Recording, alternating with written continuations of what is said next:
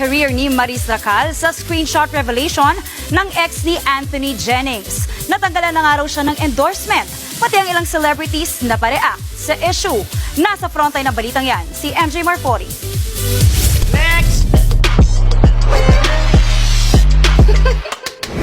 Direk, I'm ready. Just this September, inilaunch si Maris Racal bilang endorser ng cosmetic brand na ito.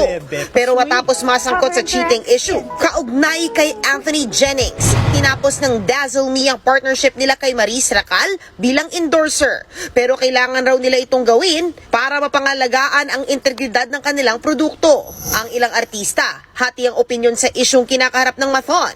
Ang aktor na si John Arcilla, ayaw raw manghusga pero tila hindi rin napigilang magbigay ng banat kay Anthony. Ang aktres naman na si Rica Peralejo, walang direktang kinampihan sa mga sangkot.